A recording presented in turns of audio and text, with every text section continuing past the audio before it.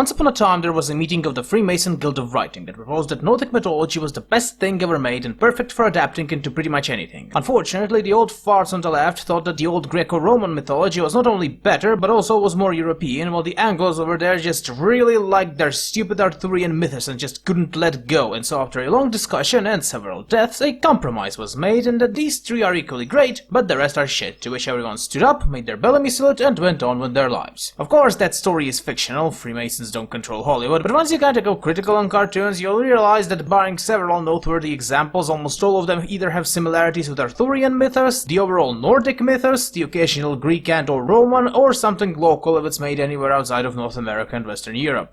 Gross generalization? Possibly. Still irritates me a bit. I for one don't remember anything based on El Cid or the Song of Roland. Heck, if you really stretch it, barely any show these days uses the vast blast of epic stories and mythos humanity left after itself. But I digress. Hilda is a...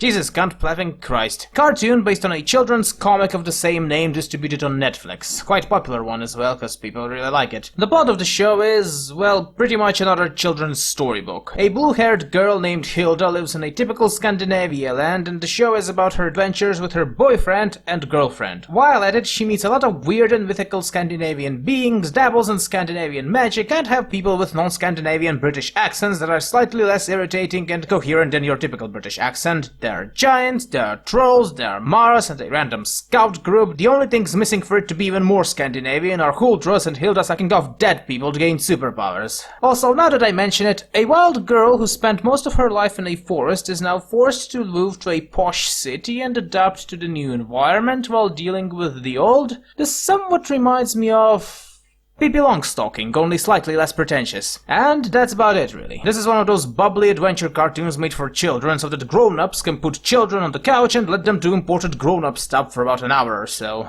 It's nice, and I would say adults that don't have their heads stuck up their adult ass will probably enjoy it as well, but it doesn't have a lot of new ideas, not that it has to, it doesn't have a lot of memorable characters, not that it needs to, and doesn't have anything special in terms of graphics, and quite frankly feels safe, and there's nothing wrong with that. I guess one of my employers didn't like that one of the Girl Scouts wears a hijab because of personal reasons, but I personally didn't really care about the looks of a character who only has like 2-4 voice lines for 12 episodes. You know, now that I think about it in a more relaxed state, I can safely sum my opinions about all these scandals and controversies that I saw in cartoons and why I'm mostly dismissal of them. To paraphrase what I've said in Your Name, Ramble, in a story, characters serve as nothing more than pretty window dressers and plot devices. A good story will use all its powers to make us believe in these characters, true, and empathy is an important tool for immersion, but boiled down to basic elements, we're talking about a character A moving to point B to have an event number 45. Because of this, I'm always a bit baffled reading or hearing about such subjective elements like diversity or queer representation in a cartoon, especially when this is the brunt of one's praise, criticism, or marketing. I have to report on this since I want to at least try to be objective about the cartoon and point what people may or may not like about it, but I personally would advise these people to stop being a bunch of snobs and act as if one silly little hijab is the savior or the end of the world as we know it. You can paint the character in any skin color and dress them in any clothing in the world, but if one can describe the story as like something but, this only means that it's just another cartoon, good or bad notwithstanding, and will suffer the same fate as the rest of them. The very least you can do is to accept it and not stink up the internet when I try to do some bloody research.